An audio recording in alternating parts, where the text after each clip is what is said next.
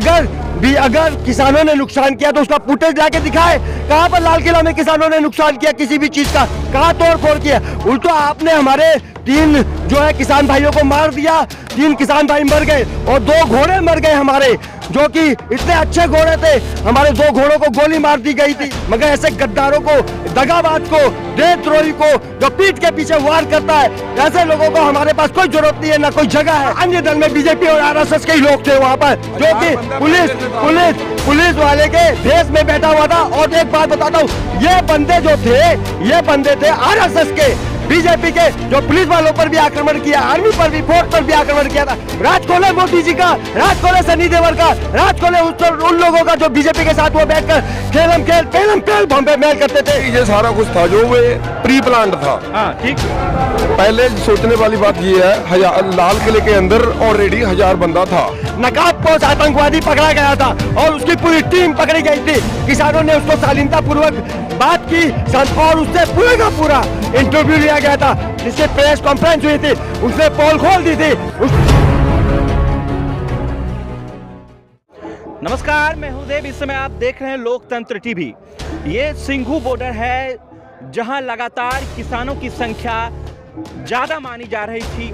वो लोग जो लाखों की संख्या में दिल्ली के तरफ कूच कर रहे थे 26 तारीख को, और फिर लाल किले पर निशान साहब का झंडा फहराने वाला वो भी इन्हीं के बीच से बताया जा रहा है। हालांकि इनकी इंक्वायरी चल रही कि वो कौन है दीप सिद्धू और उनके साथी कौन है। लेकिन सबसे बड़ी बात मैं आपको बता दूं कि इस समय हमारे साथ हेमंत तोसाबर जी पश्चिम बंगाल से आए हुए हैं। उनसे बात करने की कोशिश करेंगे कि अब हिंदुस्तान के जो किसानों की हालात है, जो लगातार बदनाम करने की कोशिश की जा रही है, कुछ बदनाम हो भी गए हैं, उसको लेकर हेमंत तोसाबर जी क्या कहते हैं, क्या देख रहे हैं हेमंत जी? 26 तारीख को झंडा फहरा दिया निशान साहब का तिरंगे के नीचे, ये क्या बात? देखिए, एक बात आपके चैनल के माध्यम से बताना चाहूंगा कि जिस तरीके से गोदी और दलाल मीडिया ने ये कहा है कि यहाँ पर जो है खालिस्तान का झंडा फहराया गया, पूरे हिंदुस्तान में जिस तरीके से किसानों को बदनाम किया गया, गद्दार और आतंकवादी से तोल दिया गया पूरे हिंदुस्तान में किसानों को, तो मैं ये गोदी और दलाल मीडिया को बताना चाहूंगा कि सच्चाई को सामने क्यों नहीं लेके आती है। आपको याद होगा, ये सारा का सारा षड्यंत्र जो है आरएसएस और बीजेपी क्या है, इसके अंदर बीजेपी और आरएसएस जो है पूरी तरह लिप्त है। क्योंकि दीप सिद्धू जो है, आपको मालूम होगा, दीप सिद्धू, ये जो सिद्धू है, दीप सिद्धू, ये इसका एजेंट है, क्या बोलते, धर्मेंद्र का जो बेटा है सनी देओल। सनी देओल का जब ये होता था ना कि क्या प्रचार के लिए यही आगे आता था। और एक बात बताइए कि हम लोग तो मोदी के साथ फोटो नहीं खिंचा सकते, बड़े बड़े लोग मोदी के साथ फोटो नहीं खिंचा सकते, ये मोदी के साथ भी खड़ा हुआ है, सनी देओल के साथ भी खड़ा हुआ है, सबके साथ खड़ा हुआ है। ये भारतीय जनता पार्टी का एक बहुत बड़ा एजेंट है। और जिस तरीके से आपको बताना चाहूंगा, ये दलाल जो है किसानों के बीच में बैठकर किसानों की रणनीति खराब किया और किसानों को बदनाम करने में सबसे बड़ा हाथ जो है बीजेपी का, ये एजेंट का है। एक बात और बताना चाहूंगा कि बीजेपी ने हर हथकंडा अपनाए थे। आपको याद होगा, किसान आंदोलन कुचलने के लिए सबसे पहले इन्होंने आतंकवादी बोला, पाकिस्तानी बोला, खालिस्तानी बोला, नस्लाइट गैंग बोला, हर तरह का जो है हर तरीके से संबोधित किया। नस्लाइट, पाकिस्तानी, आतंकवादी, टुकड़े टुकड़े गैंग, खालिस्तानी, सब तरीके से संबोधित किया। परंतु जब इनका हर हथकंडा फेल हुआ तो इन्होंने XYL का मुद्दा उठाया था, जो कि बड़ा भाई जो है पंजाब है और छोटा भाई जो है आपका हरियाणा है। तो ये मुद्दा भी उनका फेल हो गया, ये षड्यंत्र भी फेल हो गया। फिर उन्होंने नकली किसान पैदा किए, जो कि भाग गए दुम उठाकर, वो टिक नहीं पाए असली किसान के सामने। इन असली किसानों को नकली किसान बताया गया, आतंकवाद बताया गया। जब ये हथकंडा अपना लिया गया तो हमारी पुलिस प्रशासन को मैं बहुत बहुत धन्यवाद देना चाहूँगा कि उन्होंने जो रोड मैप दिया था उसी के हिसाब से हम चलने वाले थे, उसी के हिसाब से हम जा रहे थे, उसी के हिसाब से हम लीड कर रहे थे। मगर ये सिद्धू ने क्या किया, आगे आकर भारतीय जनता पार्टी के जो कार्यकर्ता थे वो लोगों ने इस चीज़ को हाईजैक कर लिया। हाईजैक करने के बाद सीधा ये लाल किला की तरफ मूवमेंट कर दिए। बैरिकेड ऐसे ही नहीं टूट दिया गया था, बैरिकेड सारा का सारा भारतीय जनता पार्टी आरएसएस के लोगों ने तोड़ा था। और बताना चाहूँगा, इन लोगों ने ही पूरे के पूरे देश में किसानों को बदनाम कर दिया। ये बैरिकेड तोड़ते हुए एक बात बताऊंगा आपको कि लाल किला का जो गेट होता है, वो जो ताला होता है उसको हिला नहीं सकता है, इतना भारी ताला इतना मोटा गेट, तो ये गेट खुल कैसे गया? क्या दिखाई नहीं दी थी पुलिस को? क्या प्रशासन को पता नहीं था? क्योंकि प्रशासन भी पुलिस के साथ कहीं ना कहीं मिला हुआ है। लेकिन सब पुलिस वाले खराब नहीं होते, आर्मी वाले सब खराब नहीं होते, लेकिन कुछ पुलिस वाले जो है आरएसएस के लोग थे जो पुलिस की ड्रेस के अंदर ये कार्य कर रहे थे और इसको जो है अंजाम देने के लिए किसान भाइयों को लीड कर रहे थे और आगे से आगे पहुंचाकर उन्होंने जो उपद्रव मचाया है लाल किला के अंदर, जो अपने आप में बहुत शर्मनाक है और सारा का सारा जो कार्य किया है। एक बात बताना चाहूंगा, देखिए पूरा वेल प्लान था, क्योंकि वो जानते थे कि इनके ऊपर कोई भी हथकंडा जैसे वाटर प्रूफ होता है वैसे ही बुलेट प्रूफ हमारे किसान थे। लेकिन इन्होंने सोचा कि इस तरीके से इनको नहीं, अब पूरे देश में इनको नंगा किया जाए किसानों को। तो यही प्लानिंग जो है इन लोगों ने ये अपनाया था कि किसानों को इसी तरीके से बदनाम करो, लाल किला तक पहुंचा दो और लाल किला में दंगा करवा दो और झंडा फहरा दो। तो ये सब आरएसएस की चाल है, बीजेपी की चाल है, केंद्र सरकार की चाल है। नहीं तो एक बात बताइए, बिना टिकट लिए तो अंदर घुसने नहीं देंगे। इतना मोटा दरवाजा जो कि सारा सेना भी घुसे तो टूटे नहीं, पूरी सेना का सेना घुस जाए तो मतलब घुसने की कोशिश करे तो घुस नहीं सके।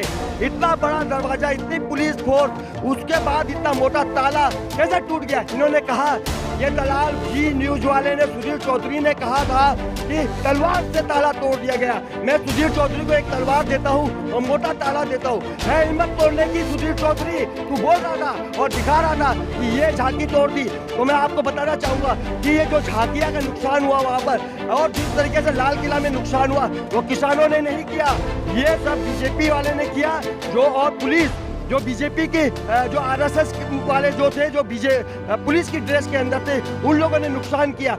अगर किसानों ने नुकसान किया तो उसका फुटेज लाके दिखाए, कहाँ पर लाल किला में किसानों ने नुकसान किया किसी भी चीज का, कहाँ तोड़ फोड़ किया? उल्टा आपने हमारे 3 जो है किसान भाइयों को मार दिया, 3 किसान भाई मर गए और 2 घोड़े मर गए हमारे, जो कि इतने अच्छे घोड़े थे। हमारे 2 घोड़ों को गोली मार दी गई थी, गोली भी और आंसू गैस भी मारा गया था, जिसकी वजह से 2 घोड़े भी मर गए थे। इतने अच्छे घोड़े थे हमारे। तो ये शर्म की बात है, हमारे किसानों का घोड़ा मार दिया गया था। हम उसकी घोर निंदा करते हैं। यही हम आपको बताते हैं, हमारे शास्त्र में भी लिखा हुआ है कि जब अमृत निकला था समुद्र में से तो मोहिनी ने अमृत पिलाने के लिए देवताओं को चारों तरफ चक्कर काटा। उसी बीच में राहु और केतु आकर बैठ गए थे। जब राहु केतु बैठ गए थे तो देवताओं ने उसका सर कलम कर दिया। वही राहु केतु कौन? राहु केतु यही भारतीय जनता पार्टी है, आरएसएस है। ये दोनों राहु केतु ही है, ये दोनों के दोनों राहु केतु है। इसलिए किसानों ने दोनों का सर कलम करके नंगा कर दिया पूरे के पूरे, और इस आंदोलन को कुचलने के लिए हर प्रकार की साजिश रची थी। हर साजिश को जो है नाकाम करते हुए आज किसान भाई फिर भी स्टैंड है यहाँ पर।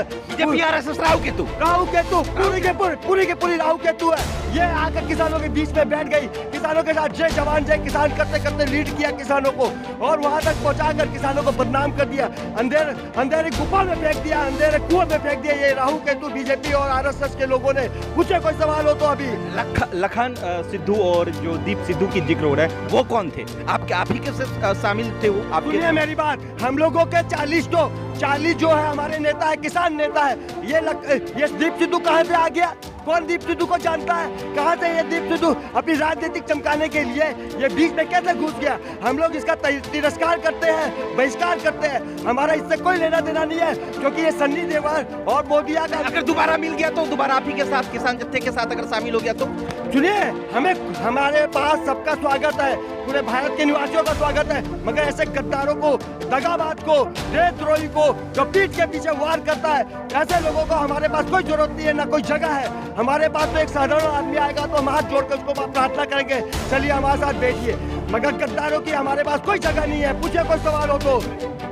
उस वीडियो में देखा जा रहा था कि पुलिस को लाल किले से नीचे गिराया जा रहा था। ANI की रिपोर्ट है उसमें। तो वो कौन लोग थे? मैं आपसे जानने की कोशिश कर रहा हूं, क्या वो किसान के लोग थे या कोई अन्य दल के लोग? सुनिए मेरी बात, किसान तो अपना बचाव कर रहा था। जिस तरीके से वहाँ पर अन्य दल के ही लोग थे, मैं बता रहा हूँ आपको, जिस तरीके से गिराया गया। अन्य दल में कौन? अन्य दल में बीजेपी और आरएसएस के ही लोग थे वहाँ पर, जो कि पुलिस वाले के भेष में बैठा हुआ था। और एक बात बताता हूँ, ये बंदे थे आरएसएस के, बीजेपी के जो पुलिस वालों पर भी आक्रमण किया, आर्मी पर भी, फोर्स पर भी आक्रमण किया था, ये वही बंदे हैं।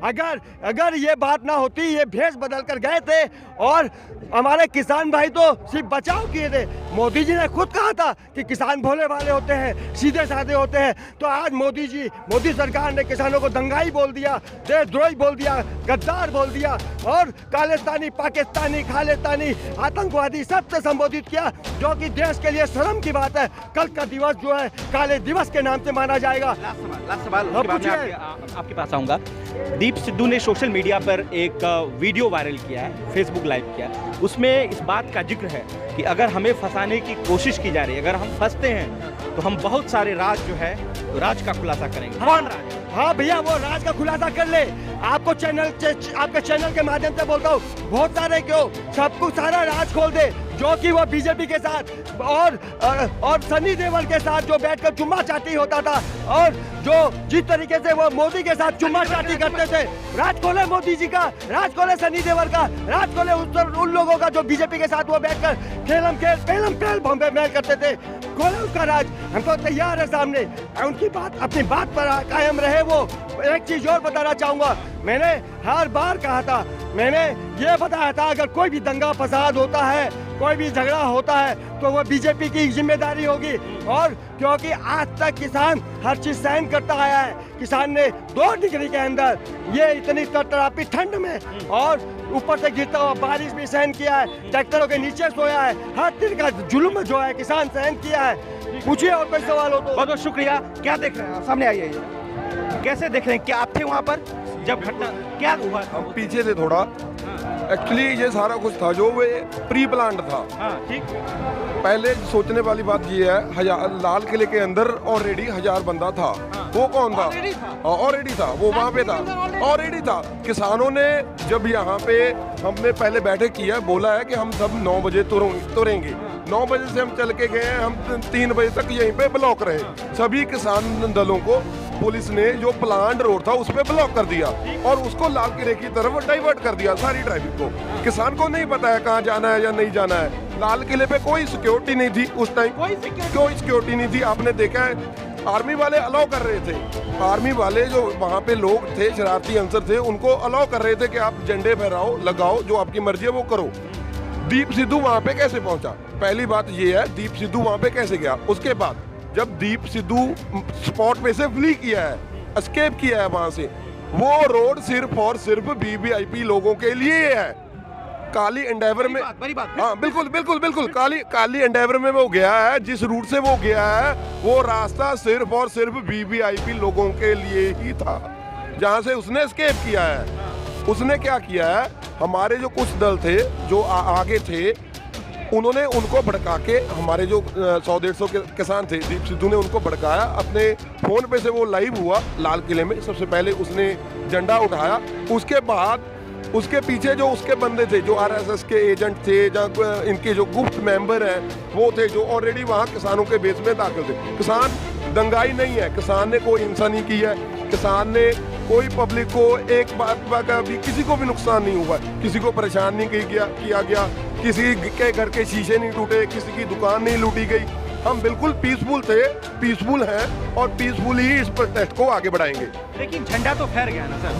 बिल्कुल सर, वो काम था जो इनका ही था। वो एजेंट है जो दीप सिद्धू है, वो आरएसएस का एजेंट है, उसको पहले फंडिंग हुई है, उसने यहाँ पे अपने जो कनेक्शंस हैं वो एस्टेब्लिश कर लिए हैं। लोग कह रहे हैं कि अगर दीप सिद्धू गलती से भी सिंघू बॉर्डर आता है, ये गाजीपुर जाता है, तो लोग उसकी पिटाई करेंगे। क्या आप इस बात से डिनाई करते हैं या सहमत? नहीं, हम पीसफुल रहेंगे, बिल्कुल, हम कोई मारपीट नहीं करेंगे। दीप सिद्धू के बारे में जिसने बदनाम किया, बिल्कुल जी बिल्कुल, हम चाहते हैं उसकी जांच हो, केंद्र की एजेंसियां जांच करें दीप सिद्धू वहां पे कैसे गया। केंद्र के पास सब कुछ है, मोबाइल टाइपिंग है, दीप सिद्धू कैसे फ्ली किया है वहां से, वो कितने दिनों से, उसके यहाँ पे किसके साथ लिंक है, वो यहाँ पे किसके साथ बैठा था, उसने कैसे इतने नौजवानों को भड़काया है जो उसके पीछे गए हैं, जिन्होंने ये हरकत की है। हम शुरू से ये बोल रहे हैं कि हमने कभी भी खालिस्तान की डिमांड नहीं की है। यहाँ पे एक भी बात कोई भी लीडर नहीं बोल सकता। जो संयुक्त किसान मोर्चा की ये स्टेज है, यहाँ से जो कुछ भी होता है हम उसको फॉलो करते हैं। उसके बाद अगर कोई यहाँ से जाता है, जैसे अभी एक स्टेज उधर बन गया है, उनकी पहले सीक्रेट मीटिंग दिल्ली पुलिस से कैसे हुई है, जो कि पंजाब संघर्ष कमेटी है जिन्होंने अब वहाँ पे स्टेज लगाया है, उनको सरकार ने अलाउ किया है। यहाँ पे फुल बैरिकेडिंग हो रखी थी कि वो उस साइड जाएं। बाद में ये रास्ता भी ब्लॉक किया गया, जो पेडिस्ट्रेनियन जो चल के जा रहे थे लोग, उनको भी डाइवर्ट किया गया है कि कल को अगर फोर्स मतलब सेंट्रल गवर्नमेंट फोर्स का इस्तेमाल करती है, वो यहाँ से फुली पुल करने के लिए होगा। वो यहाँ पे इसलिए बैठे हैं अभी कि ये लोग उनको भड़काएंगे ताकि पुलिस कोई एक्शन ले। ये लोग कुछ भी कर सकते हैं कल को पुलिस के साथ, क्योंकि हम अब बीच में जो जगह थी ना, जैसे उस तरफ पुलिस थी, इस तरफ हम थे, हम सीधा डायरेक्ट पुलिस को फेस कर रहे थे। जो भी कॉन्सिक्वेंसेस होते वो हमको मालूम थे कि हमने कैसे इसको सॉल्व करना है। अभी क्या किया है गवर्नमेंट ने, एक ट्रिक चलाया है कि इन दोनों के बीच में एक ब्रिज बनाया जाए, इनको डिवाइड किया जाए एक एक करके। किसी की विचारधारा अलग है, थोड़े लोग होते हैं जो जल्दी अग्रेसिव हो जाते हैं, लेकिन वो दंगाई नहीं है। वो अग्रेसिव कोई भी हो सकता है, आपको कोई बात नहीं पसंद है आप उसको ऑफेंड कर सकते हैं, लेकिन चलना ये चाहिए कि वो बिल्कुल पीसफुल तरीके से चलना चाहिए। जो कुछ चल रहा है उसका वैसे ही हल होगा। एक चीज और बताना चाहूंगा आपको कि आपको याद होगा, आपने भी शायद देखा होगा, टीवी में कवरेज किया होगा, आप चैनल से है, नकाबपोश आतंकवादी पकड़ा गया था और उसकी पूरी टीम पकड़ी गई थी। किसानों ने उसको शालीनता पूर्वक बात की और उससे पूरे का पूरा इंटरव्यू लिया गया था, जिसकी प्रेस कॉन्फ्रेंस हुई थी। उसने पोल खोल दी थी, उसने ये भी कह दिया था कि पुलिस वाले आगे से फायरिंग करेंगे, डंडा बरसाएंगे और हमारे ही लोग जो है किसानों के बीच में जो जवान जो किसान बोलते हुए गोली चलाएंगे। और उन्होंने ये भी कहा था कि मंच पर 4 लोगों को हम लोग जो है टारगेट बनाए हैं गोली मारने का। तो 4 लोगों में राकेश टकरी है और राकेश टकेत और योगेंद्र यादव, ये दोनों हमारे बड़े नेता हैं। तो ये दोनों नेता को जान से मारने के लिए ये प्लानिंग बन चुकी थी पहले से ही, लेकिन जब वो आतंकवादी नकाबपोश पकड़ा गया तो इसकी पोल खुल गई। जब ये पोल खुल गई तो देखिए जैसा जैसा उसने नकाबपोश आतंकवादी ने कहा था वैसे ही लाल किला तक पहुंचाया गया और खून खराबा दंगा फसाद किया गया और किसानों को मारा गया। तो ये जो रणनीति थी ये पहले से तैयार होती बीजेपी और आरएसएस की, और उसी के आधार पर आज देखिए चला था और नकाबपोश आतंकवादी की सारी बातें सच साबित हो रही है। अभी एक एक पत्ता जो उसने प्रेस कॉन्फ्रेंस में खोला था और पुलिस कस्टडी में देने के बाद वो तत्काल ये इस बात से मुकर गया था। तो ये चीज दिख रहा है कहीं ना कहीं सरकार की इसके अंदर बहुत बड़ी चाल है, सारी षड्यंत्र है, राजनीतिक है। पूछे कोई और सवाल हो तो। बिल्कुल, जो बीजेपी का अब एजेंडा है, बीजेपी अब क्या चाह रही है, ये जो कल्चरल डाइवर्सिफिकेशन है हमारे इंडिया की, जैसे अभी आप इनकी लुक देखिए, ये बिल्कुल अलग है। इन्होंने पगड़ी पहनी हुई है, ये हो सकता है हिंदू हो, ये हो सकता है मुसलमान हो, कोई हो, इन्होंने केसरी पग डाली है, कोई सिख है। हिंदू राष्ट्र को बनाना ये कल्चरल डाइवर्सिफिकेशन को ख़त्म करने के बराबर है। जब हम अपने जो अधिकार हैं, हमारे जेन्युइन राइट्स हैं, इनके जो जेन्युइन राइट्स हैं, इनके जो जेन्युइन राइट्स हैं, वो मांग महाराष्ट्र में भी उठी है, असम में भी उठी है और छत्तीसगढ़ में भी उठी है। वो लोग अफेंडेड होते हैं जब वो अपने जेन्युइन राइट्स की मांग करते हैं, तो बीजेपी उनको टाटा लगा देती है, उनको आतंकवादी बताती है।